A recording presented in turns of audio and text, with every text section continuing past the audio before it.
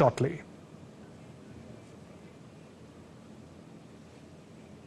And we'll be going across live to the Parliament in just a bit, and those visuals now coming from the Parliament.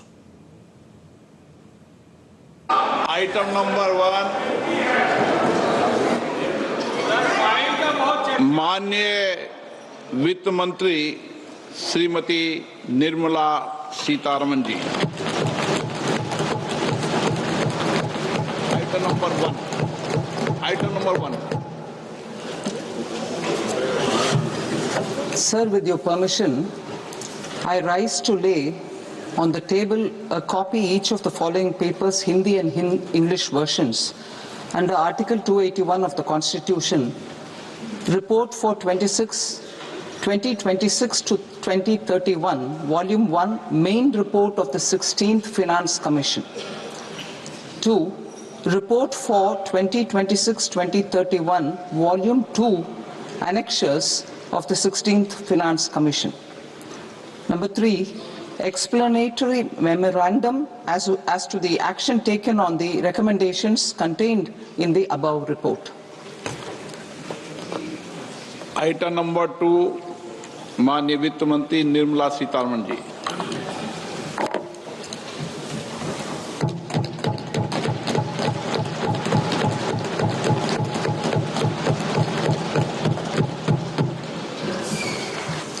Honorable Speaker, sir, on the sacred occasion of Magh Purnima and the birth anniversary of Guru Ravidas, I present the budget for the year 2026-2027. Since we assumed office 12 years ago, India's economic trajectory has been marked by stability, fiscal discipline, sustained growth, and moderate inflation.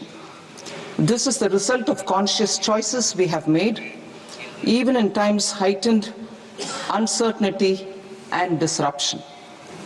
Our government, led by Honorable Prime Minister Modi, has decisively and consistently chosen action over ambivalence, reform over rhetoric, and people over populism.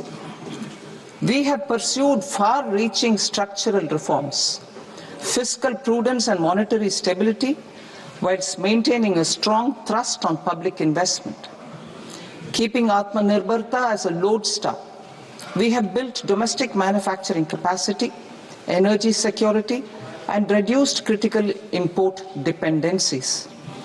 Simultaneously, we have ensured that citizens benefit from every action of the government, undertaking reforms to support employment generation, agricultural productivity, household purchasing power, and universal services to people.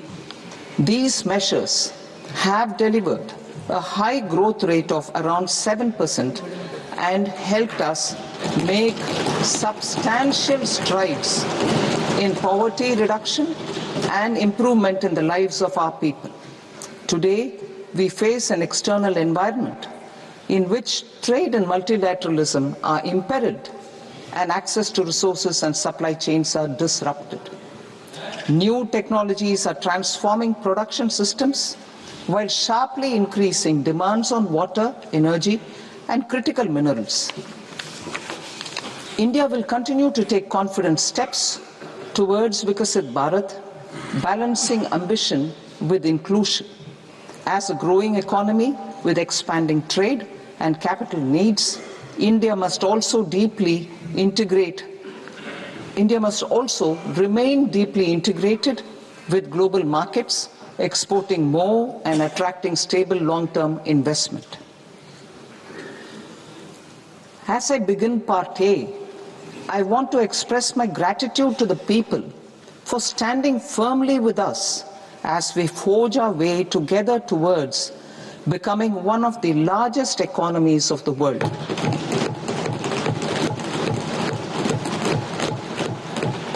Our aim is to transform aspiration into achievement and potential into performance as we ensure that the dividends of growth reach every farmer, the scheduled caste, the scheduled tribes, the nomads, the youth, the poor, and the women. In Vikasit Bharat Young Leaders Dialogue 2026, several innovative ideas were shared with our Prime Minister, which have inspired many of the proposals, making this a unique Yuva Shakti-driven budget. Our government's sankalp is to focus on our poor, underprivileged, and the disadvantaged. To deliver on this sankalp, and given that this is the first budget prepared in Kartavya Bhavan, we are inspired by three Kartavya. Our first Kartavya is to accelerate and sustain economic growth by enhancing productivity and competitiveness and building resilience to volatile global dynamics. Our second Kartavya is to fulfill aspirations of our people and build their capacity, making them strong partners in India's path to prosperity. Our third Kartavya, aligned with our vision of Sabka Saath, Sabka Vikas, is to ensure that every family, community, region, and sector has access to resources, amenities, and opportunities for meaningful participation. This threefold approach requires a supportive ecosystem. The first requirement is to sustain the momentum of structural reforms, continuous, adaptive, and forward-looking.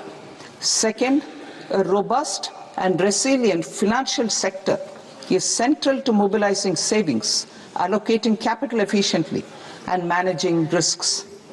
Third, cutting-edge technologies, including AI applications, can serve us as force multipliers for better governance.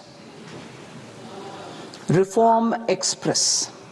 Our government has undertaken comprehensive reforms towards creating employment, boosting productivity, and accelerating growth.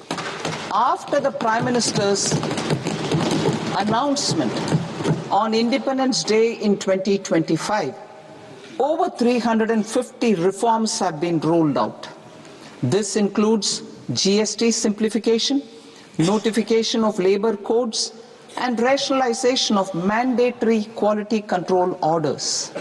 High-level committees have been formed, and in parallel, the central government is working with the state governments on deregulation and reducing compliance requirements. The Reform Express is well on its way and will maintain its momentum to help us fulfill our Kartavya. I now move to specific proposals. Under our first Kartavya, to accelerate and sustain economic growth, I propose interventions in 6 areas. 1. Scaling up manufacturing in 7 strategic and frontier sectors. 2. Rejuvenating legacy industrial sectors. 3. Creating champion MSMEs. 4. Delivering a powerful push for infrastructure. 5. Ensuring long-term security and stability. And 6. Developing city economic regions. Scaling up of manufacturing in 7 strategic and frontier sectors. Biopharma Shakti, meaning biopharma strategy for health advancement through knowledge, technology, and innovation. India's disease burden is observed to be shifting towards non-communicable diseases like diabetes, cancer, and autoimmune disorders. Biologic medicines are key to longevity and quality of life at affordable costs. To develop India as a global biopharma manufacturing hub,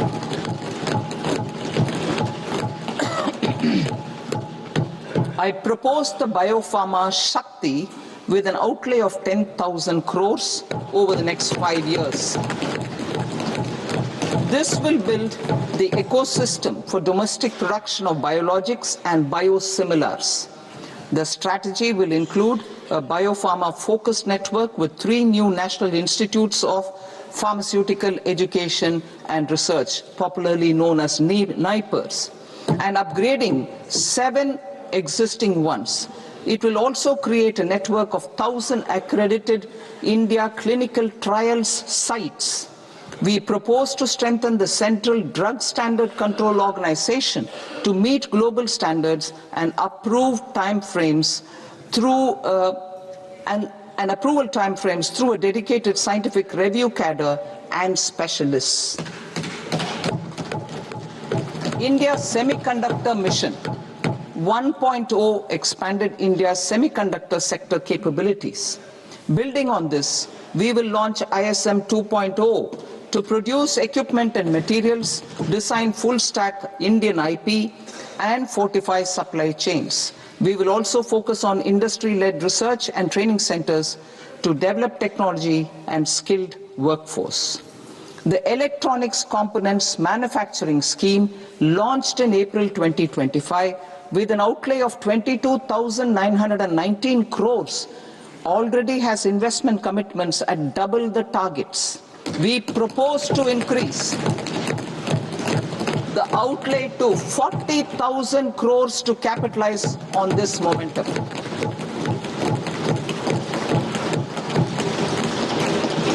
A scheme for rare earth permanent magnets was launched in 2025 November. We now propose to support the mineral-rich states of Odisha, Kerala, Andhra Pradesh and Tamil Nadu to establish dedicated rare earth corridors to promote mining, processing, research and manufacturing. To enhance domestic chemical production and reduce import dependency, we will launch a scheme to support states in establishing 3 dedicated chemical parks through challenge route on a cluster-based plug-and-play model. Strong capital goods.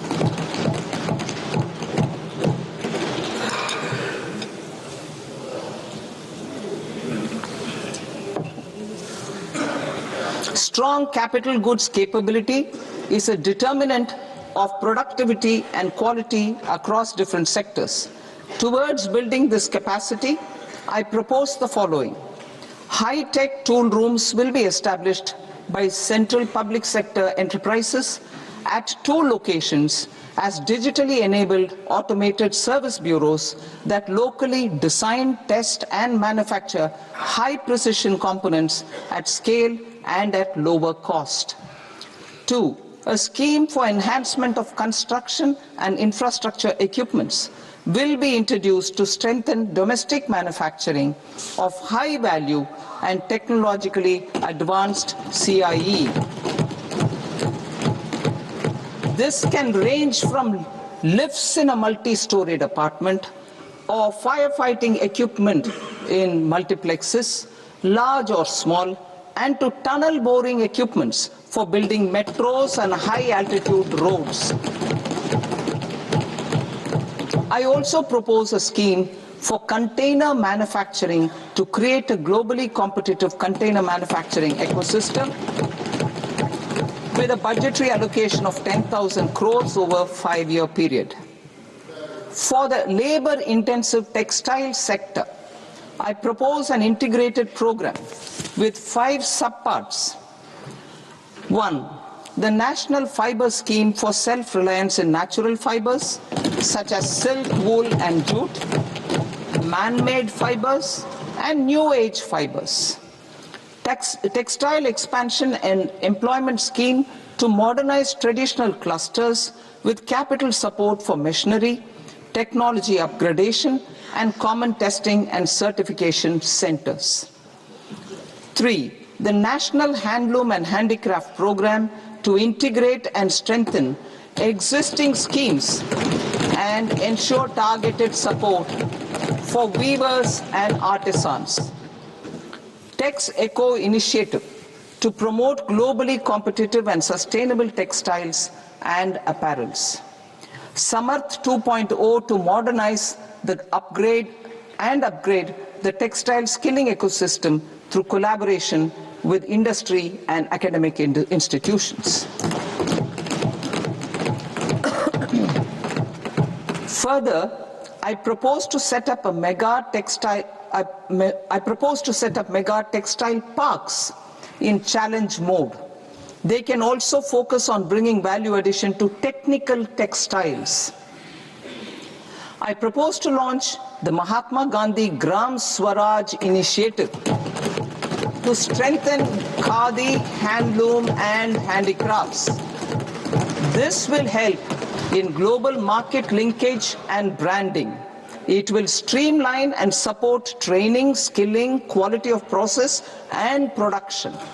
This will benefit our weavers, village industries, one district, one product ODOP initiative, and also our rural youth.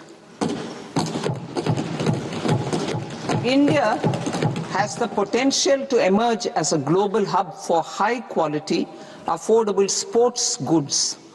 I propose a dedicated initiative for sports goods that will promote manufacturing, research and innovation in equipment design as well as material sciences. Rejuvenation of legacy industrial clusters. I propose to introduce a scheme to revive 200 legacy industrial clusters to improve their cost competitiveness and efficiency through infrastructure and technology upgradation.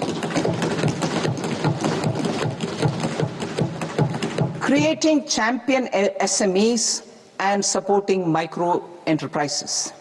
Recognizing MSMEs as a vital engine of growth, I propose a three-pronged approach to help them grow as champions. Equity support.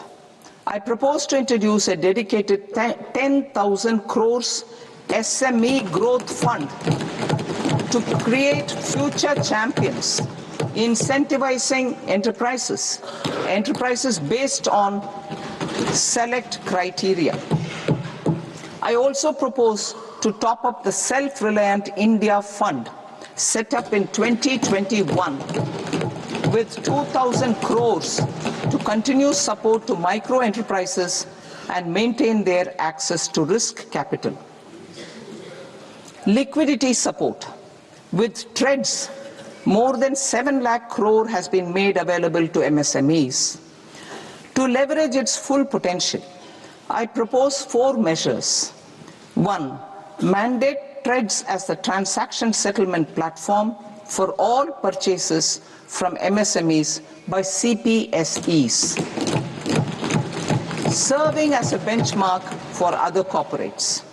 2. Introduce a credit guarantee support mechanism through CGTMSE for invoice discounting on TREDS platform. 3.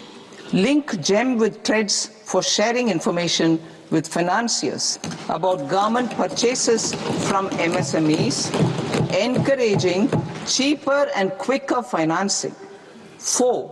Introduce TREDS receivables as asset-backed securities, helping develop a secondary market, enhancing liquidity and settlement of transactions.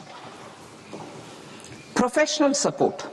Government will facilitate professional institutions such as the ICAI, ICSI, ICMAI to design short-term modular courses and practical tools to develop a cadre of corporate mitras, especially in Tier 2 and Tier 3 towns.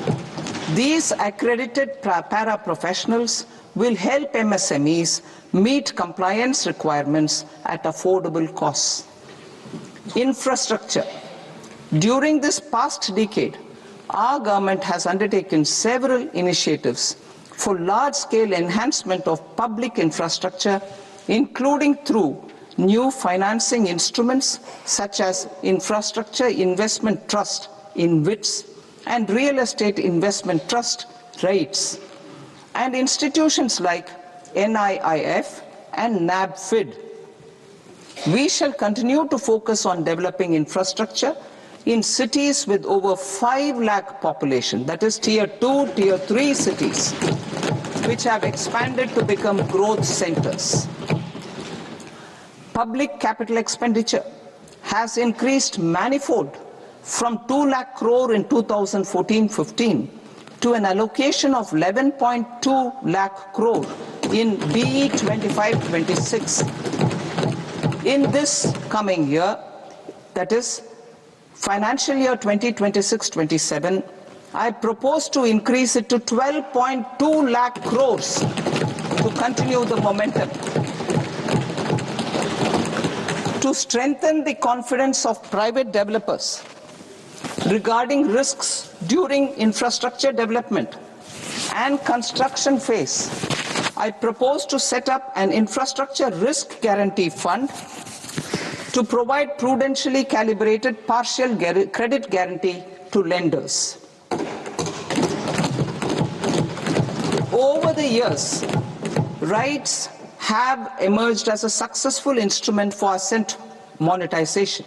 I propose to accelerate recycling of significant real estate assets of the CPSEs through the setting up of dedicated rights.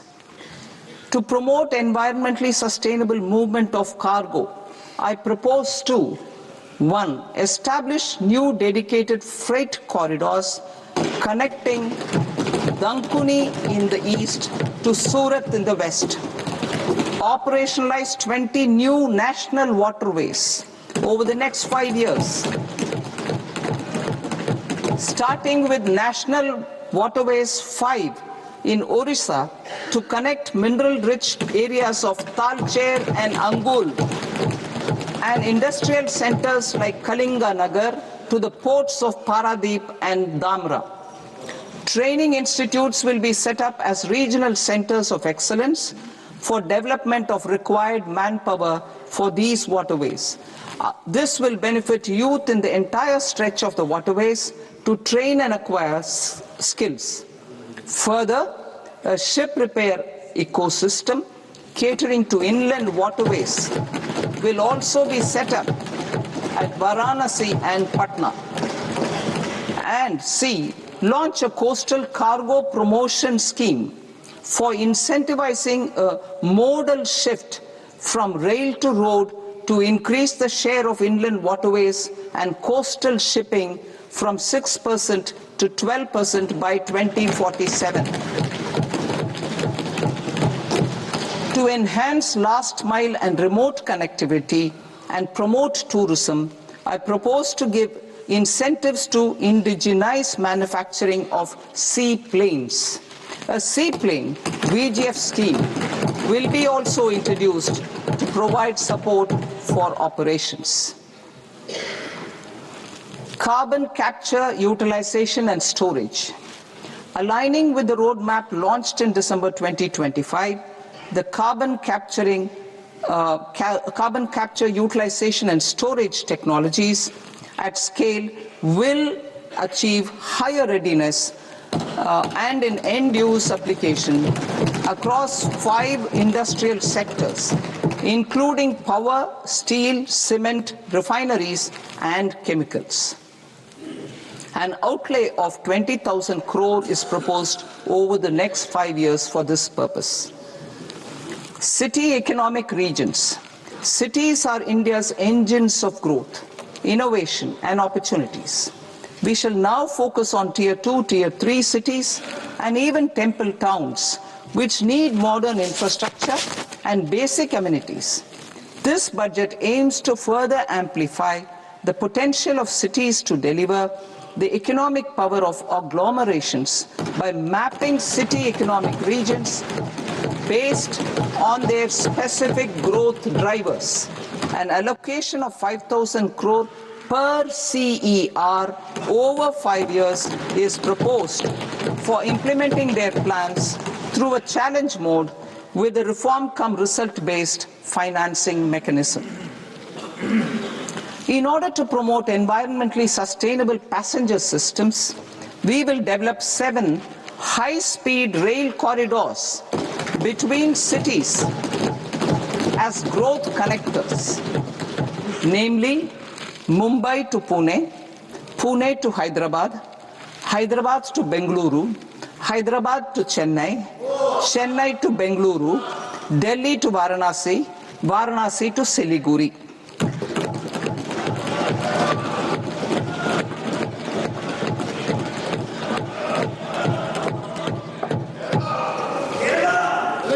Financial sector. The Indian banking sector today is characterized by strong balance sheet, historic highs in profitability, improved asset quality, and coverage exceeding 98% of villages in the country. At this juncture, we are well placed to futuristically evaluate the measures needed to continue on the path of reform-led growth of this sector. I propose setting up a high-level committee on banking for Vikasit Bharat. High-level committee on banking for Vikasit Bharat to comprehensively review the sector and align it with India's next phase of growth, while safeguarding financial stability, inclusion, and consumer protection.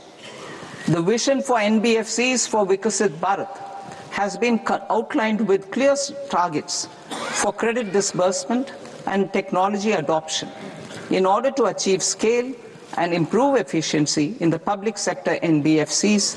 As a first step, it is proposed to restructure the Power Finance Corporation and Rural Electrification Corporation. I propose a comprehensive review of the foreign exchange management non-debt instruments rules to create a more contemporary, user-friendly framework for foreign investments consistent with India's evolving economic priorities. Corporate bond market. I propose to introduce a market-making framework with suitable access to funds and derivatives on corporate bond indices. I also propose to introduce total return swaps on corporate bonds. Municipal bonds. To encourage the issuance of municipal bonds of higher value by larger cities, I propose an incentive of 100 crore rupees for a single bond issuance. 100 crore rupees for a single bond issuance of more than 1,000 crore. The current scheme under Amrit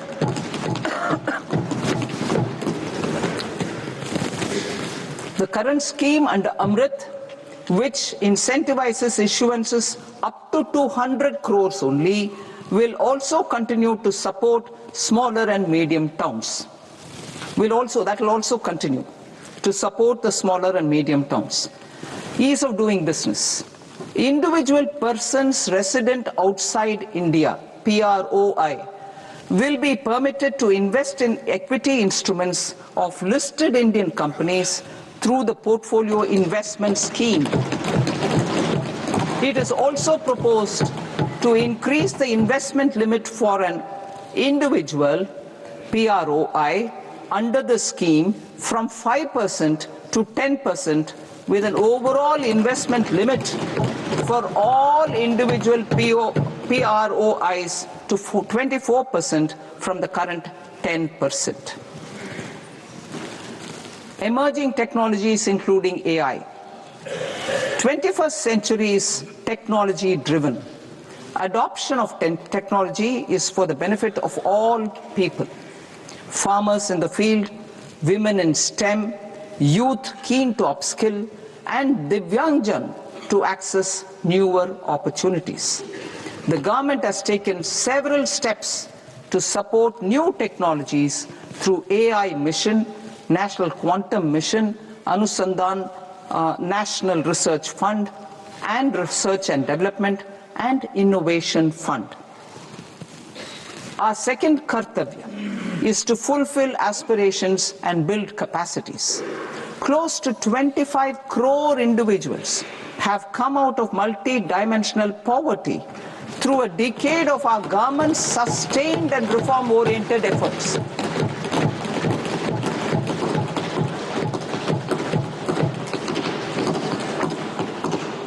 Our government has therefore decided to place a renewed emphasis on the service sector to provide a pathway to fulfilling aspirations of a youthful India with the following measures. I propose to set up a high-powered Education to Employment and Enterprises Standing Committee to recommend measures that focus on services sector as a core driver of Vikasit Bharat. This will make us a global leader in services with a 10% global share by 2047. The committee will prioritize areas to optimize the potential for growth, employment, and exports. They will also assess the impact of emerging technologies, including AI, on jobs and skill requirements and propose measures thereof. To create a range of skilled career pathways, a new range of skilled career pathways for our youth, I propose interventions in the following sectors. Health. Existing institutions for allied health professionals will be upgraded and new AHP institutions established in private and government sectors.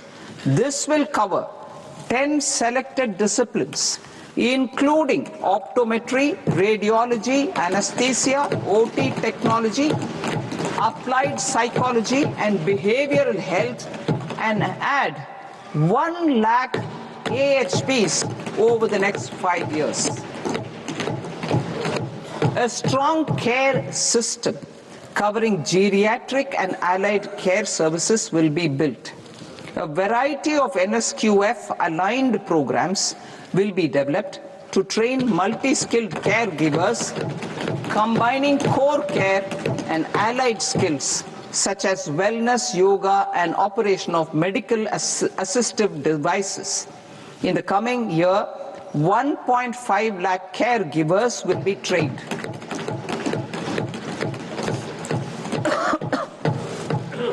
Hubs for medical value tourism.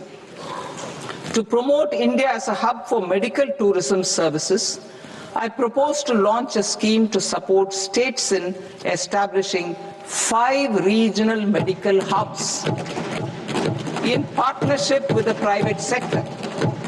These hubs will serve as integrated healthcare complexes that combine medical, educational and research facilities. They will have Ayush centers, medical value tourism facilitation centers, and infrastructure for diagnostics, post-care and rehabilitation. These hubs will provide diverse opportunities, job opportunities for health professionals, including doctors and AHPs. Ancient Indian yoga, already respected in several parts of the world, was given a mass global recognition when Honorable Prime Minister took it to the UN. Post-COVID, Ayurveda gained a similar global acceptance and recognition. Exporting quality Ayurveda products helps farmers who grow the herbs and youth who process the products. To meet growing global demand, a few more steps are being taken. I propose to 1. Set up 3 new All India Institutes of Ayurveda. 2. Upgrade Ayush pharmacies and drug testing labs for higher standards of certification ecosystem and make available more skilled personnel. 3. Upgrade the WHO Global Traditional Medicine Center in Jamnagar to bolster evidence-based research, training and awareness for traditional medicine. Animal husbandry. Livestock contributes to close to 16% of farm income, including of poor and marginal households. to scale up availability of veterinary professionals by more than 20,000. I propose to roll out a loan-linked capital subsidy support scheme for establishment of veterinary and para-veterinary colleges, veterinary hospitals, diagnostic laboratories, and breeding facilities in private sector. Collaboration between Indian and foreign institutions will also be facilitated. Orange economy. India's animation, visual effects, gaming and comics sector, AVGC sector, is a growing industry projected to require 2 million professionals by 2030. I propose to support the Indian Institute of Creative Technologies, Mumbai, in setting up AVGC content creator labs in 15,000 secondary schools all over the country and 500 colleges. The Indian design industry is expanding rapidly, and yet there is a shortage of Indian designers. I propose to establish, through Challenge Route, a new National Institute of Design to boost design education and development in the eastern region of India. Education. Our government will support states through Challenge Route in creating 5 university townships in the vicinity of major industrial and logistics corridors.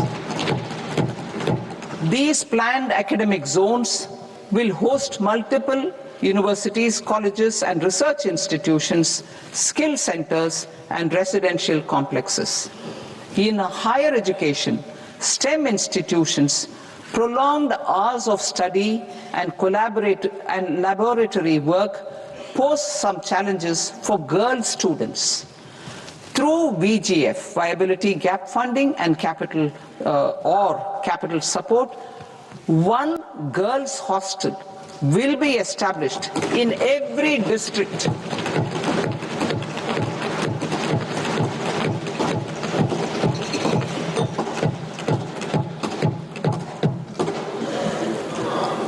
To promote astrophysics and astronomy via immersive experiences, 4 telescope infrastructure facilities will be set up or upgraded.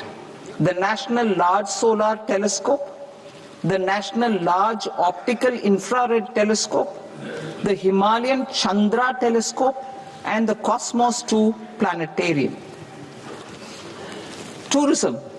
The tourism sector has the potential to play a large role in the employment generation, forex earnings, and expanding the local economy. I propose to set up a National Institute of Hospitality by upgrading the existing National Council for Hotel Management and Catering Technology. It will function as a bridge between academia, industry, and government.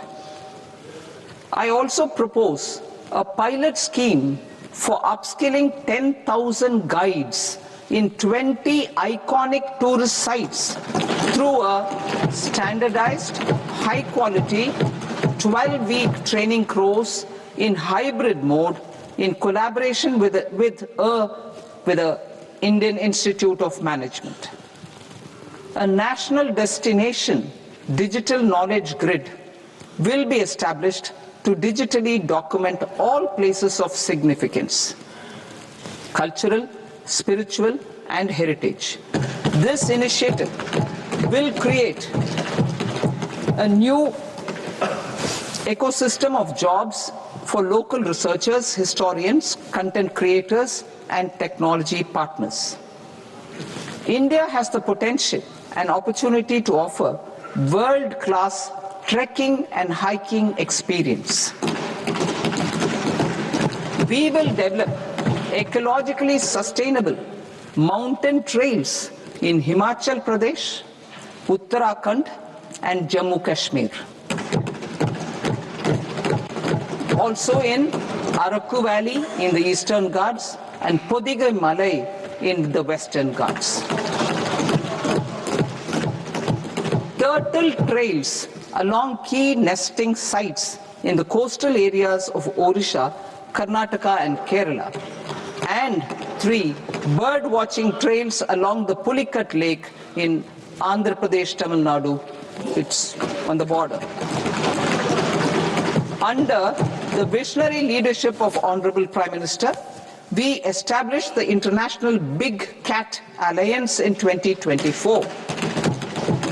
This year, India is hosting the first ever Global Big Cat Summit, where heads of governments and ministers from 95 range countries will deliberate on collective strategies for conservation.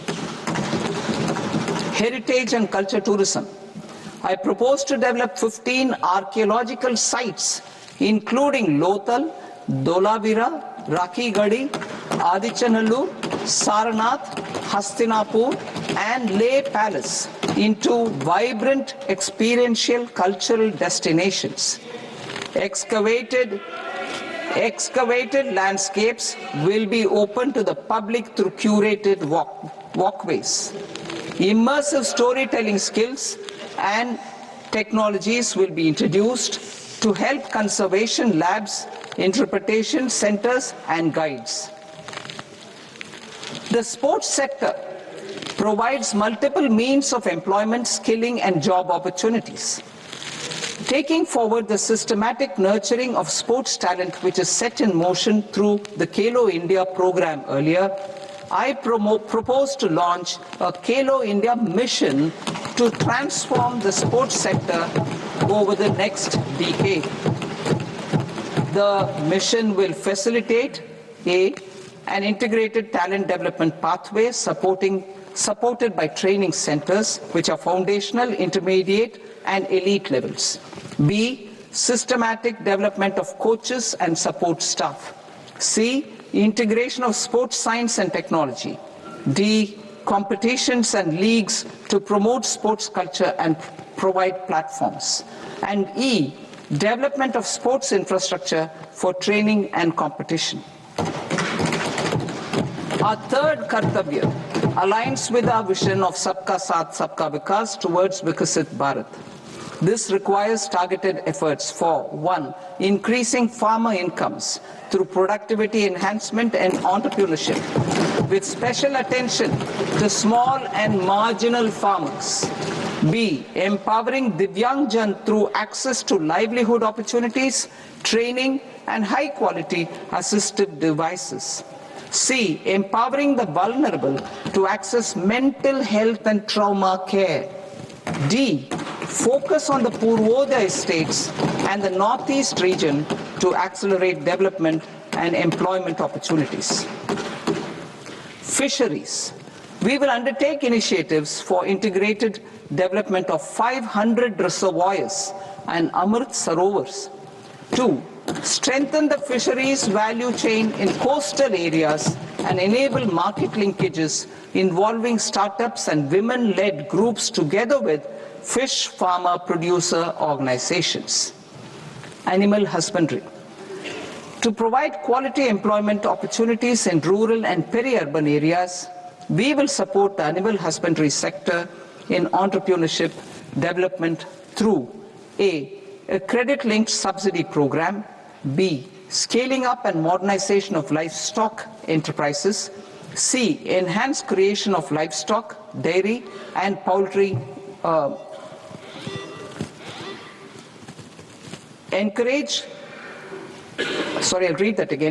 creation of livestock, dairy, and poultry-focused integrated value chains, and D, encourage creation of livestock farmer-producer organizations. High-value agriculture. To diversify farm outputs, increase productivity, enhance farmers' incomes, and create new employment opportunities, we will support high-value crops such as coconut, sandalwood, cocoa, cashew in the coastal areas. Agar trees in Northeast and nuts such as almonds, walnuts, and pine nuts in our hilly regions. These, all of them, will be supported. India is the world's largest producer of coconuts. About 30 million people, including nearly 10 million farmers, depend on coconuts for their livelihood. To further enhance competitiveness in coconut production, I propose a coconut promotion scheme to increase production and enhance productivity through various interventions, including replacing and non-productive trees with new saplings or plants or varieties in major coconut growing states. A dedicated program is proposed for Indian cashew and cocoa to make India self-reliant in raw cashew and coconut production and processing, enhance export competitiveness, and transform Indian cashew and Indian cocoa into premium global brands by 2030. Sandalwood. Sandalwood is closely linked to India's social and cultural heritage. Our government will partner with state governments to promote focused cultivation and post-harvest processing to restore the glory of the Indian sandalwood ecosystem, to rejuvenate old, low-yielding orchards, and expand high-density cultivation of walnuts, almonds, and pine nuts. We will support a dedicated program to enhance farmer incomes and in bringing value addition by engaging youth. Bharat Vistar, that is virtually integrated system to access agricultural resources. I propose to launch Bharat Vistar, a multilingual AI tool that shall integrate the AgriStack portals and the ICAR package on agricultural practices with AI systems. This will enhance farm productivity, enable better decisions for farmers, and reduce risk by providing customized advisory support. She Marts for rural women-led enterprises. Building on the success of Lakpati Didi program, I propose to help women take the next step from credit-linked livelihoods to being owners of enterprises. Self-help entrepreneur, She Marts will be set up as community-owned retail outlets within the cluster-level federations through enhanced and innovative financing instruments. Empowering Divyangjan. Divyangjan Kaushal Yojana. Information technology, AVGC sectors, hospitality and food and beverages sectors often offer task-oriented and process-driven roles which are suitable for Divyangjan. We will ensure dignified livelihood opportunities through industry-relevant and customized training specific to each Divyangjan group. Divyang Sahara Yojana. Timely access to high-quality assistive devices for all eligible Divyangjan is a fundamental need. I propose to 1. Support the Artificial Limbs Manufacturing Corporation of India, Alimco, to set up and to scale up production of assistive devices, invest in R&D and AI integration, strengthen PM Divyasha Kendras, and support setting up of assistive technology marts as modern retail style centers where Divyangjan and senior citizens can see, try and purchase assistive products. Reaffirming our commitment to mental health and trauma care. There are no national institutes for mental health care in North India. We will therefore set up a NIMHANS 2 and also upgrade national mental health institutes in Ranchi and in Tezpur as regional apex institutions.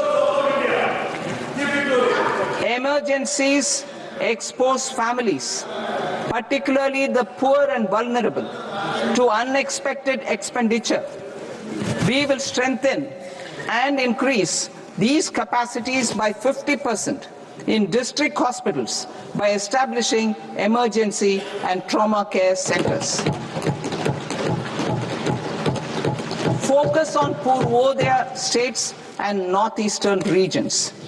Purvodaya, I propose the development of an integrated East Coast industrial corridor with a well-connected node at Durgapur, creation of 5 tourism destinations in 5 Purvodaya states, and the provision of 4,000 e-buses.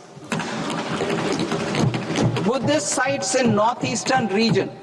The northeastern region is a civilizational confluence of Theravada and Mahayana or Vajrayana traditions.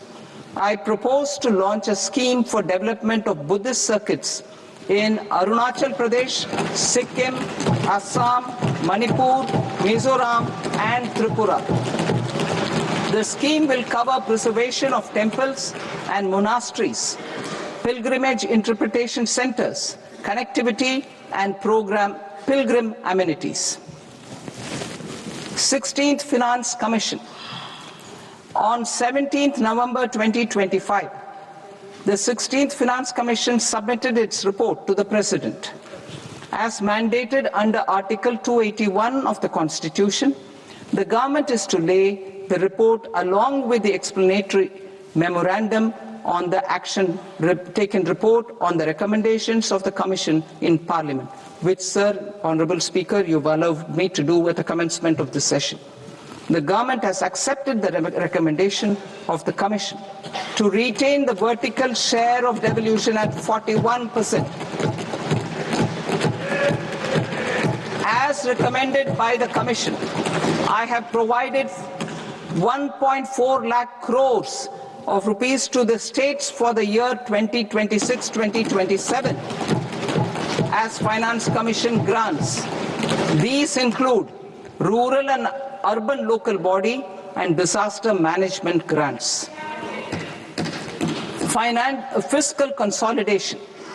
Government has been delivering on our fiscal commitments consistently without compromising on social needs.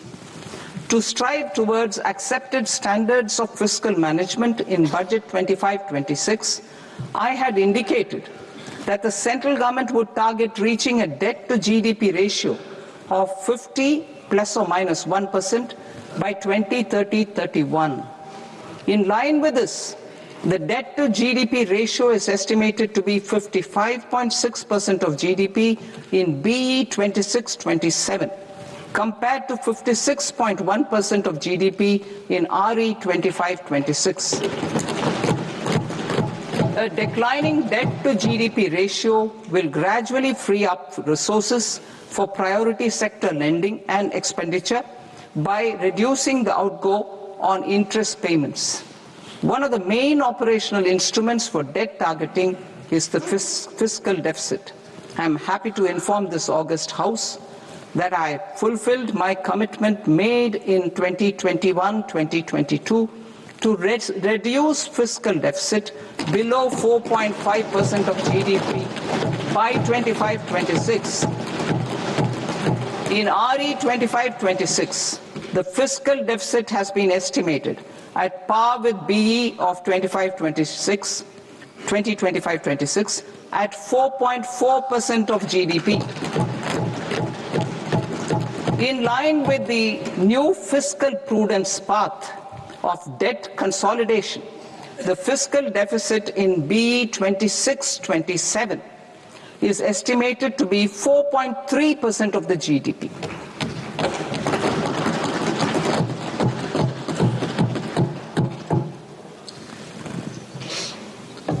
The revised estimates of the non-debt receipts are 34 lakh crore rupees, of which the centre's net tax receipts are 26.7 lakh crore. The revised estimate of the total expenditure is 49.6 lakh crore rupees, of which the capital expenditure is about 11 lakh crores. Budget estimates 2026 to 2027. Coming to 26-27, the non-debt receipts and the total expenditure are estimated as 36.5 lakh crore and 53.5 lakh crore respectively.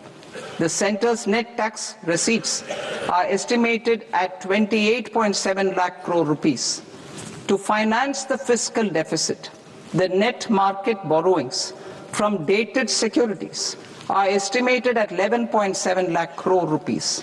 The balance financing is expected to come from small savings and other sources. The gross market borrowings are estimated at 17.2 lakh crore rupees. I'll now move to Part B. Part B, direct taxes.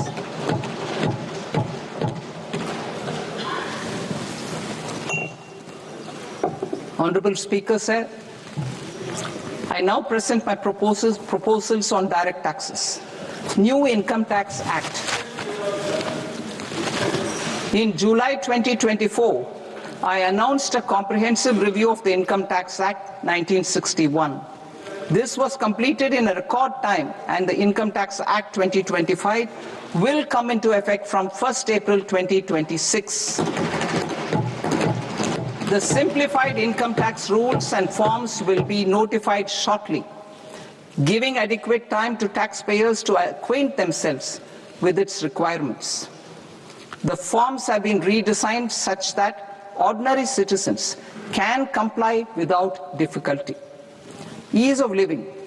I propose that any interest awarded by the Motor Accident Claims Tribunal to a natural person will be exempt from income tax, and any TDS on this account will be done away with. I propose to reduce TCS rate on the sale of overseas tour program package from the current 5% and 20% to 2% without any stipulation of amount. I propose to reduce TCS rate for pursuing education and for medical purposes under the Liberalized Remittance Scheme, popularly known as LRS, from 5% to 2%. Supply of manpower services is proposed to be specifically brought within the ambit of payment to contractors for the purpose of TDS to avoid ambiguity. Thus, TDS on these services will be at the rate of either 1% or 2% only. I propose a scheme for small taxpayers wherein a rule-based automated process will enable obtaining a lower or nil deduction certificate instead of filing an application with the assessing officer. For the ease of taxpayer holding securities in multiple companies, I propose to enable depositories to accept Form 15G or Form 15H from the investor and provide it directly to various relevant companies. I propose to extend time available for revising returns from 31st December to up to 31st March with the payment of a nominal fee. I also propose to stagger the timeline for filing of tax returns. Individuals with ITR 1 and ITR 2 returns will continue to file till 31st July, and non-audit business cases or trusts are proposed to be allowed time till 31st August. TDS on sale of immovable property by a non-resident is proposed to be deducted and deposited through resident buyers and his or her PAN-based challan instead of requiring a TAN, which is a temporary accounting number. To address practical issues of small taxpayers like students, young professionals, tech employees, relocated NRIs, and such others, I propose to introduce a one-time 6-month foreign asset disclosure scheme for these taxpayers to disclose income or assets below a certain size. This scheme would be applicable for two categories of taxpayers, namely A, who did not disclose their overseas income or assets, and B, who disclosed their overseas income and or paid due tax but could not declare the asset acquired. For category A, the limit of undisclosed income or asset is proposed to be up to 1 crore rupees. They need to pay 30% of fair market value of asset or 30% of undisclosed income as tax and 30% as additional income tax in lieu of penalty, and would thereby get immunity from prosecution. For category B, asset value is proposed to be up to 5 crore rupees. Here, immunity from both penalty and prosecution will be available with a payment of fee of 1 lakh rupees. Rationalizing penalty and prosecution. Multiplicity of proceedings are hindrance to the ease of doing business. I propose to integrate assessment and penalty proceedings by way of a common order for both. There will be no interest liability on the taxpayer on the penalty amount for the period of appeal before the first appellate authority, irrespective of the outcome of appeal process. Further, quantum of prepayment is being reduced from 20% to 10% and will continue to be calculated only on core tax demand.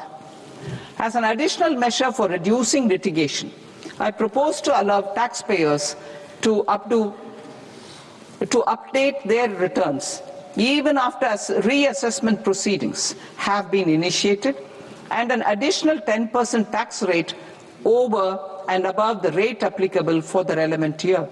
The assessing officer will then use only this updated return in his proceedings. There is already a framework for immunity from penalty and prosecution in the cases of underreporting.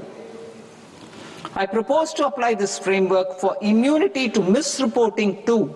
However, in such a case, the taxpayer will need to pay 100% of the tax amount as an additional income tax over and above the tax and interest due.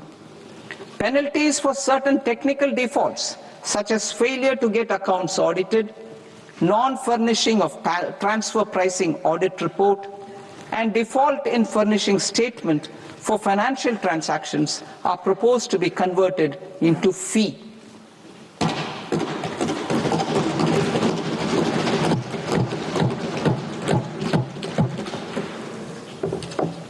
I propose to rationalize prosecution framework under Income Tax Act while maintaining a careful balance for deterrence in some serious offense. Non-production of books of account and documents and requirement of TDS payment where payment is made in kind are being decriminalized.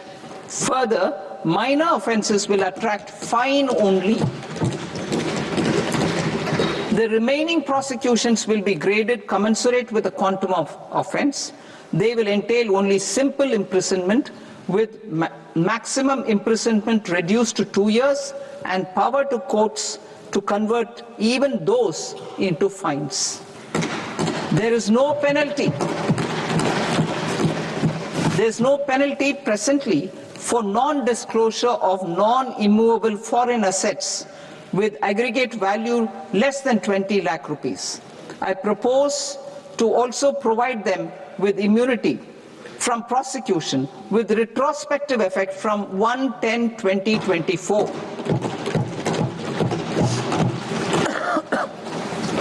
Cooperatives.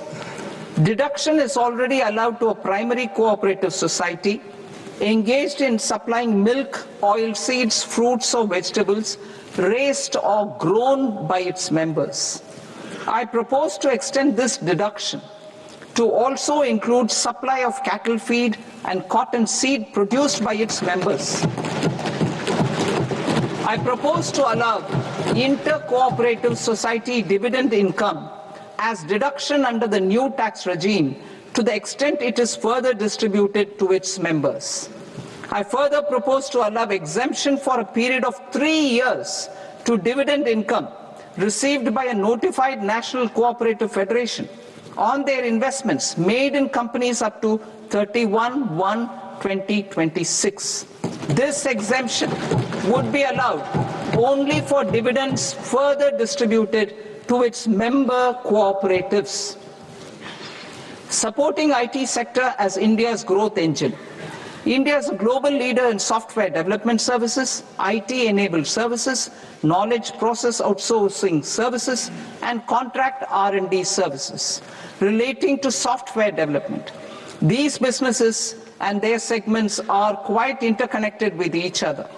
All these services are proposed to be clubbed under a single category of information technology services with a common safe harbor margin of 15.5% applicable to all. The threshold for availing safe harbor for IT services is being enhanced substantially from 300 crore rupees to 2,000 crore rupees.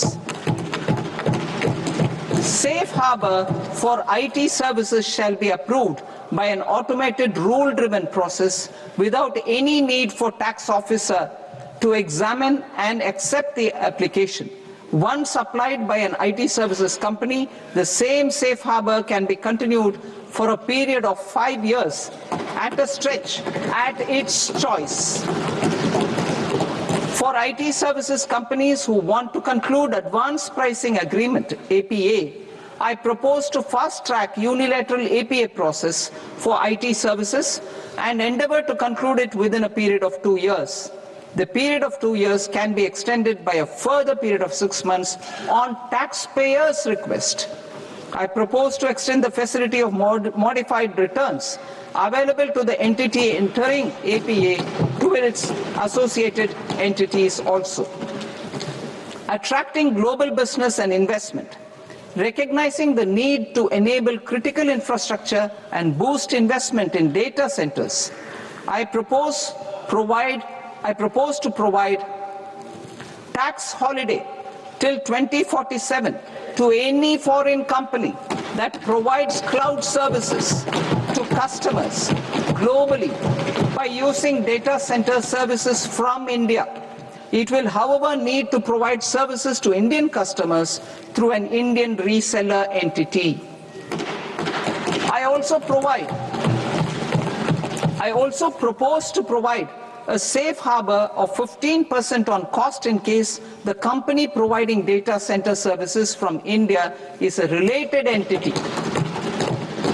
To harness the efficiency of just-in-time logistics for electronic manufacturing, I propose to provide safe harbor to non-residents for component warehousing in a bonded warehouse at a profit margin of 2% of the invoice value.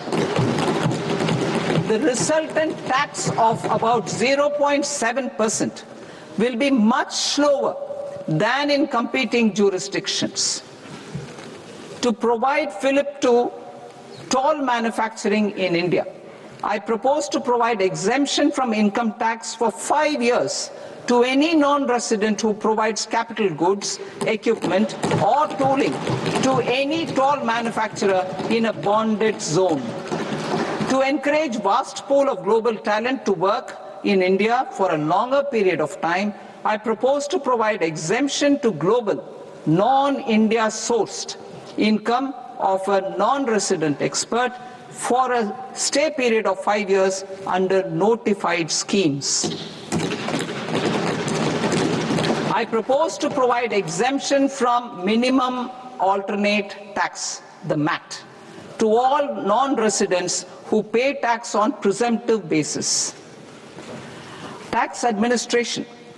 I propose to constitute a joint committee of Ministry of Corporate Affairs and Central Board of Direct Taxes for incorporating the requirements of income computation and disclosure standards, the ICDS, in the Indian Accounting Standards Ind AS itself. Separate accounting requirement based on ICDS will be done away with from the tax year 27-28. To support Prime Minister Modi's vision of homegrown accounting and advisory firms to become global leaders, I propose to rationalize the definition of accountant for the purposes of safe harbor rules. Other tax proposals. Change in taxation of buyback was brought in to address the improper use of buyback route by promoters. In the interest of minority shareholders, I propose to tax buyback for all types of shareholders as capital gains.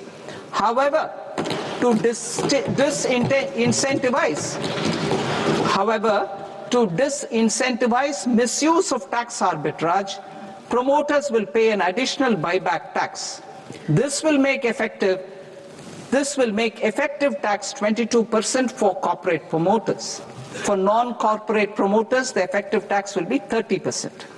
TCS rate for sellers of specific goods, namely alcoholic liquor, scrap, and minerals, will be rationalized to 2%, and that on Tendu leaves will be reduced from 5% to 2%. I propose to raise the STT on futures to 0.05% from the present 0.02%.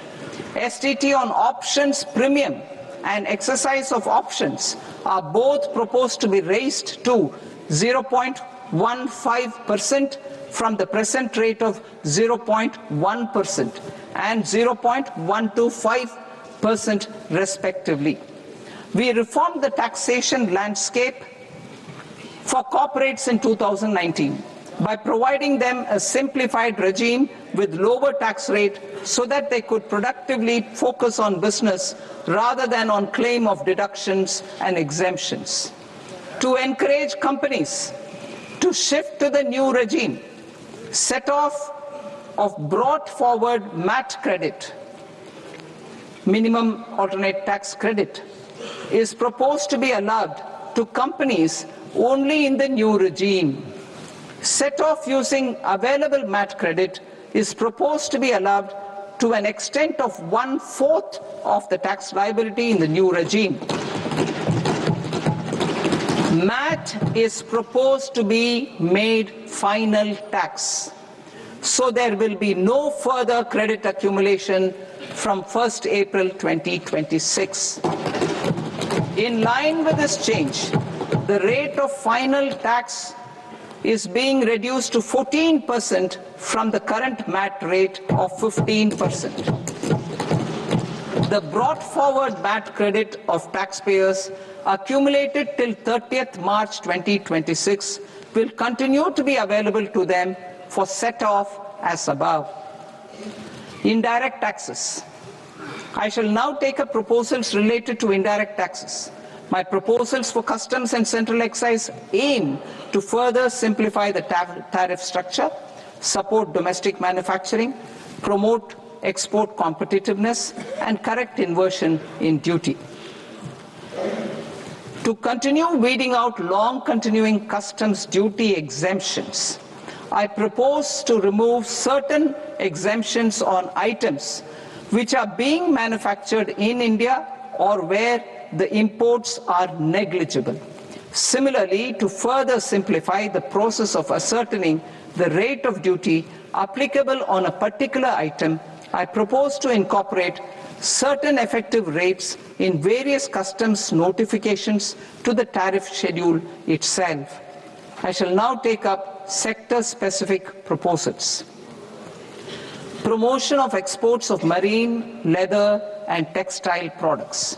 I propose to increase the limit for duty-free imports of specified inputs used for processing seafoods for export from the current 1% to 3% of FOB value of the previous year's export turnover. I also propose to allow duty-free imports of specified inputs, which is currently available for exports of leather or synthetic footwear, to exports of shoe uppers as well. I propose to extend the time period for export of final product from the existing 6 months to 1 year for exporters of leather or textile garments, leather or synthetic footwear, and other leather products. Energy transition and security. I propose to extend the basic customs duty exemption given to capital goods used for manufacturing lithium-ion cells for batteries to those used for manufacturing lithium-ion cells for battery energy storage systems also. I propose to exempt basic customs duty on import of sodium antimonate for use in manufacture of solar glass. Nuclear power. I propose to extend the existing basic customs duty exemption on imports of goods required for nuclear power projects till the year 2035 and expand it for all nuclear plants irrespective of their capacity. Critical minerals. It is proposed to provide basic customs duty exemption to the import of capital goods required for the processing of critical minerals in India. Biogas blended CNG. I propose to exclude the entire value of biogas while calculating the central excise duty payable on biogas blended CNG. Civil and defense aviation. I propose to exempt basic customs duty on components and parts required for the manufacture of civilian training and other aircrafts. It is proposed to exempt basic customs duty on raw materials imported for the manufacture of parts of aircraft to be used in maintenance, repair, or overall requirements by units in the defense sector. Electronics. To deepen value addition in the consumer electronics sector, I propose to exempt basic customs duty on specified parts used in the manufacture of microwave ovens. Special economic zone. To address the concerns arising about utilization of capacity by manufacturing units in the special economic zones due to global trade disruptions, I propose as a special one-time measure to facilitate sales by eligible manufacturing units in SEZs to the domestic tariff area at concessional rates of duty. The quantity of such sales will be limited to a prescribed proportion of their exports. Necessary regulatory changes will be undertaken to operationalize the measures while ensuring level playing field for the units working in the DTA. Ease of living. To rationalize the customs duty structure for goods imported for personal use, I propose to reduce the tariff rate on all dutiable goods imported for personal use from 20% to 10%. To provide relief to patients, particularly those suffering from cancer, I propose to exempt basic customs duty on 17 drugs or medicines. I propose also to add 7 more rare diseases for the purposes of exempting import duties on personal imports of drugs, medicines, and food for special medical purposes used in their treatment. Customs process. India's role and share in the global trade is poised for a major leap in line with our ambition and journey towards Vikasit Bharat. In this regard, I propose many measures for custom processes to have minimal intervention for smoother and faster movement of goods and greater certainty to the trade. Trust-based systems. I propose to enhance duty deferral period for Tier 2 and Tier 3 authorized economic operators, known as AEOs, from 15 days to 30 days. I propose to provide eligible manufacturer importers the same duty deferral facility. This should encourage them to get themselves accredited as a full-fledged Tier 3 AEO in due course. To provide greater certainty and for better business planning, I propose to extend validity period of advance ruling binding on customs from the present 3 years to 5 years. In the spirit of the whole of government approach,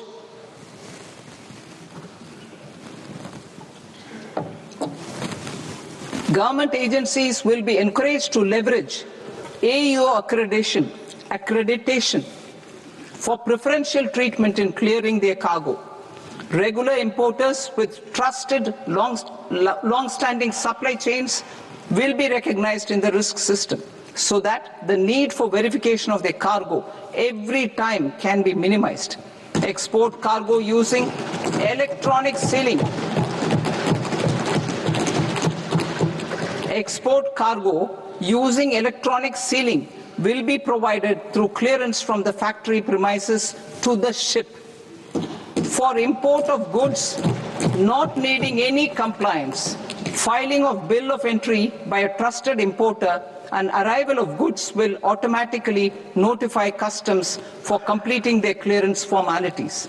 This will enable goods to be released immediately on arrival. The customs warehouse framework will be transformed into a warehouse operator-centric system with a self-declarations, electronic tracking, and risk-based audit. These reforms will move away from the current system of officer-dependent approvals and reduce transaction delays and compliance costs. Ease of doing business. Approvals required for cargo clearance from various government agencies will be seamlessly processed through a single and interconnected digital window by the end of the financial year. Processes involved in clearance of food, drugs, plant, and animal and wildlife products, accounting for about 70% of interdicted cargo, will be operationalized on this system by April 2026 itself. For goods not having any compliance requirement, clearance will be done by customs immediately after online registration is completed by the importer, subject to the payment of duty. Customs integrated system will be rolled out in 2 years as a single integrated and scalable platform for all customs processes.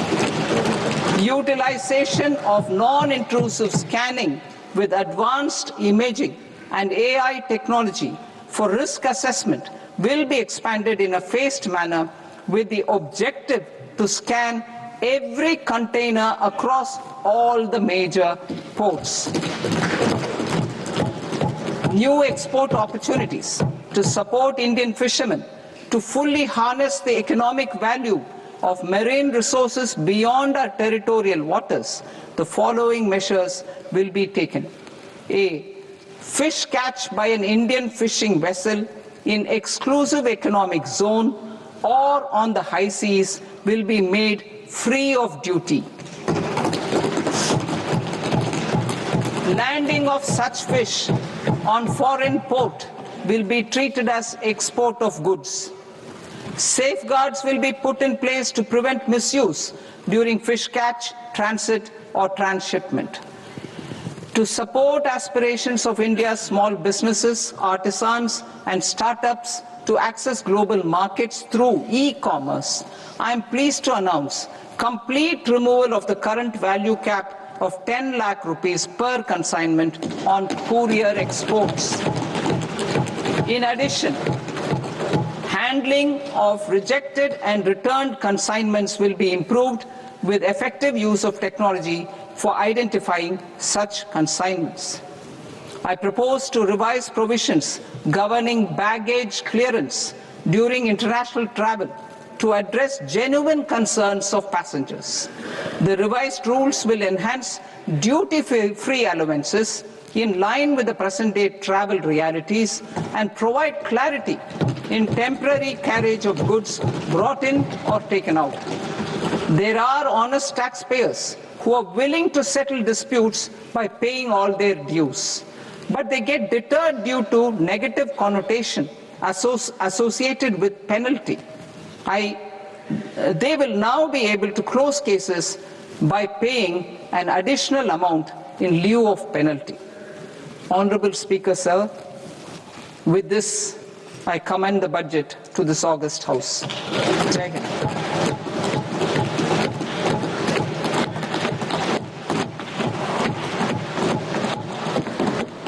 One and a half hours.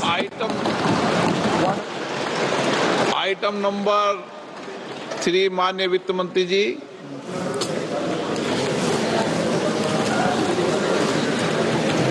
Item number 2, sir. 3. Sir, with your permission, I rise to lay on the table of the following statements under Section 3, 1 of the Fiscal Responsibility and Budget Management Act of 2003. Medium-term fiscal policy, fiscal policy strategy statement, and macroeconomic framework statement. Item number 4 माननीय वित्त मंत्री जी। Sir, with your permission, I move for leave to introduce the Finance Bill 2026. प्रश्न ये कि विधेयक को पुनर्स्थापित करने की अनुमति प्रदान की जाए।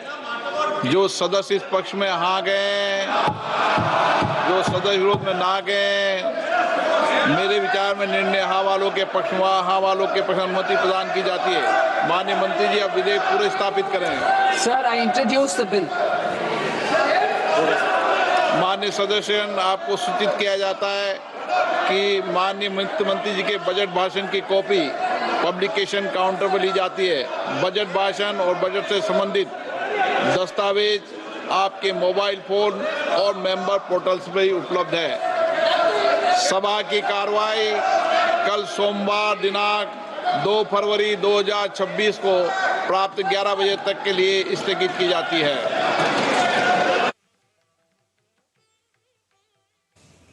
So there you have